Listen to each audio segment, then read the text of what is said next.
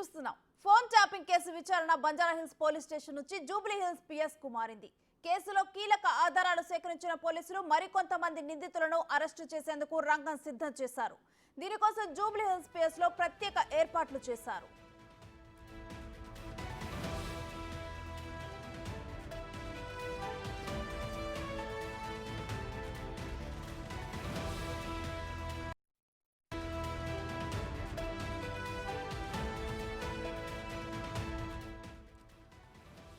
Phone tapping case విచారణ Banjara Hills police station నుంచి ఇటు జూబ్లీ హిల్స్ పిఎస్ కు మారింది. అయితే కేసులోనైతే కీలక ఆధారాలైతే సేకరించారు.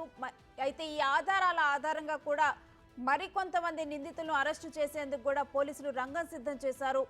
ఇక దీనికోసమే ప్రత్యేకంగా కూడా జూబ్లీ హిల్స్ పిఎస్ లో ప్రత్యేక ఏర్పాట్లు అయితే చేయడం జరిగింది. అయితే ఇప్పుడు ప్రాథమికంగా వస్తున్న సమాచారం ప్రకారం అయితే కొంతమందిని అయితే అరెస్టు చేసే సూచనలు ఉన్నట్లు తెలుస్తోంది. అంటే కొంతమందిని ఇటు నిందితుల్ని అది రంగం సిద్ధం చేశారు. వారిని అదుపులోకి తీసుకునేందుకు జూబ్లీ హిల్స్ పిఎస్ లో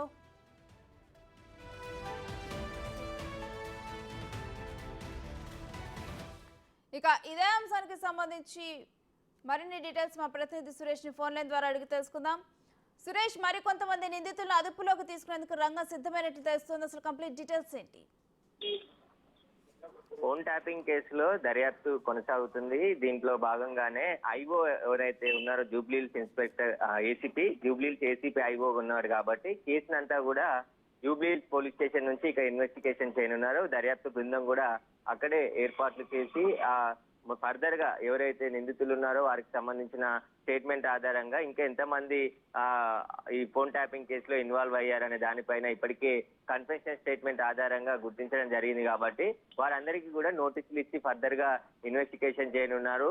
మూలాల నుంచి, ఎందుకంటే ఈ కేసు చాలా కీలకమైన కేసు కాబట్టి అంత హై ప్రొఫైల్ కు సంబంధించిన కేసు, చాలా పెద్ద మనుషులమైన కేసు కాబట్టి అంత హై ప్రొఫైల్ కు సంబంధించిన కేసు, చాలా పెద్ద మనుషులు ఉన్నారు కాబట్టి వారికి సంబంధించిన అన్ని ఆధారాలను ముందు సేకరించిన తర్వాతనే వారికి సంబంధించిన ఇన్వాల్వ్మెంట్ వారిని పిలిచి విచారించే అవకాశం కనబడుతుంది. మొత్తం ఇప్పటి వరకు దాదాపు 4 అధికారులను అరెస్ట్ చేసి చాలా ఎవిడెన్స్ని కలెక్ట్ చేయడం జరిగింది. వారు ఇప్పటికే చెంచల్గూడ జైల్లో ఉన్నారు కాబట్టి వారిచ్చిన స్టేట్మెంటు అదేవిధంగా కలెక్ట్ చేసిన ఆధారాలంగా మరికొంతమందిని ఈ కేసులో విచారణకు పిలిచి విచారించే అవకాశం కనబడుతుంది. ముఖ్యంగా రాజకీయ నాయకుల పాత్రపైనే మొదటి నుంచి కూడా ఉంది కాబట్టి అందులో పేర్లు కూడా ఏకంగా అప్పటి బీఆర్ఎస్ చీఫ్ అయినటువంటి కేసీఆర్ పేరు కూడా ప్రస్తావించారు కాబట్టి వారందరిని పైన ఎంతవరకు ఇన్వాల్వ్మెంట్ ఉందనే దానిపై, ఎందుకంటే ప్రభాకర్ రావు కూడా అతను నాంపల్లి కోర్టులో దానికి సంబంధించి ఏదైతే ఆయన విదేశాల్లో ఉన్నాడు కాబట్టి ఆయన తరపున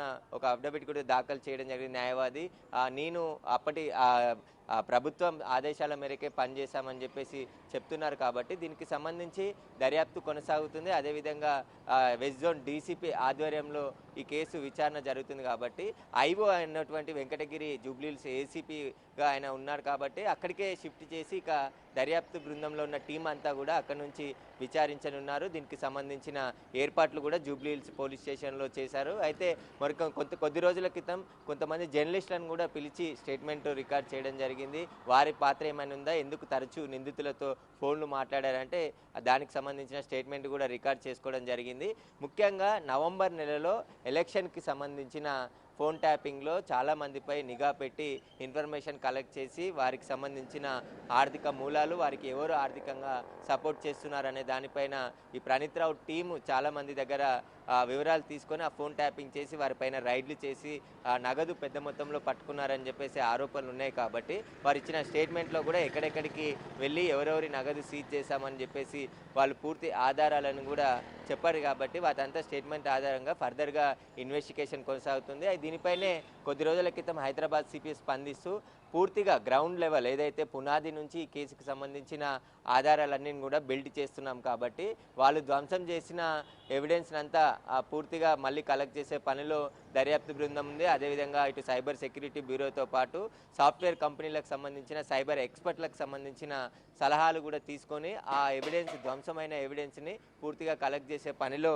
అధికారులు ఉన్నారు. వాటికి సంబంధించిన కొత్త ఏదైతే ధ్వంసమైన హార్డ్ డిస్క్లకు సంబంధించిన ఏదైతే ఉందో వాటికి సంబంధించి ఎవిడెన్స్ని కూడా రీట్రైవ్ చేశామని చెప్పేసి పోలీసులు చెప్పడం జరిగింది. కాబట్టి ఇప్పుడు సేకరించిన సమాచారంతో ఎవరెవరికి పాత్ర ఉంది, ఎవరెవరి ఫోన్లు ట్యాపింగ్ చేశారు, ఇంకా ఎంతమంది దీంట్లో ఇన్వాల్వ్మెంట్ అయ్యారనే దానిపైన విచారణ చేస్తున్నారు. అప్పటి టాస్క్ ఫోర్స్తో పాటు ఓఎస్డి రాధాకిషన్ రావుతో పాటు ఇప్పుడు ప్రభాకర్ రావు కూడా చాలా కీలకంగా పనిచేశారు. వీరికి సెల్ ఫోన్ నెంబర్స్ ఎవరైతే ఫోన్ ట్యాపింగ్ జరుగుతుందనే అప్పుడే ప్రతిపక్షాలు అనుమానం వ్యక్తం చేసి వేరే నెంబర్స్ను మార్చి మళ్ళీ వాడుతూ ఉన్న తరుణంలో మళ్ళీ వాళ్ళ నెంబర్లను కలెక్ట్ చేసింది ఇచ్చి ఎవరు ఇచ్చారు, ఆ నెంబర్లని ట్యాప్ చేసి ఎవరెవరిని బెదిరింపులకు పాల్పడ్డారు, ఎవరెవరి ద్వారా వీళ్ళంతా ఒక రిపోర్ట్ని ఎప్పటికప్పుడు అప్పటి గత ప్రభుత్వానికి అందించారు. కాబట్టి ఈ మొత్తం టీంలో పనిచేసిన వారిని కొంతమందిని సాక్షులుగా పెట్టారు. కాబట్టి ఆ సాక్షులు ఇచ్చిన సమాచారం, స్టేట్మెంటు వీటన్నిటిపైన కూడా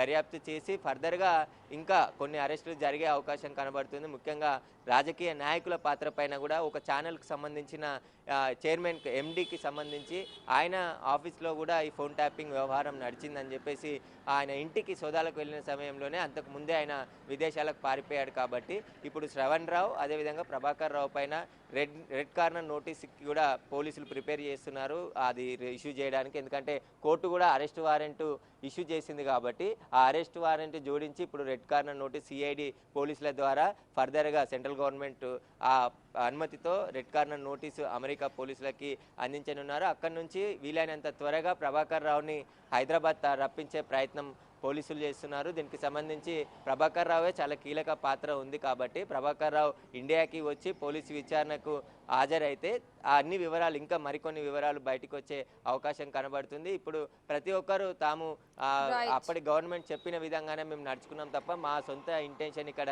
ఏమీ లేదని చెప్పేసి అరెస్ట్ అయిన వారందరూ కూడా చెప్తున్నారు. కాబట్టి ప్రభాకర్ రావు అరెస్ట్ కూడా చాలా కీలకంగా ఉండబోతుంది. ఎందుకంటే ఆయన హైదరాబాద్కి వచ్చిన తర్వాత ఆయన రెడ్ కార్నర్ నోటీస్ తర్వాత హైదరాబాద్కి రప్పించే ప్రయత్నం పోలీసులు చేస్తున్నారు. కాబట్టి ప్రభాకర్ రావు వచ్చిన తర్వాత మరిన్ని విషయాలు బయటకు వచ్చే అవకాశం ఉంది. ఫర్దర్గా జూబ్లీ హిల్స్ పోలీస్ స్టేషన్ నుంచే ఈ కేసు విచారణ కొనసాగనుంది.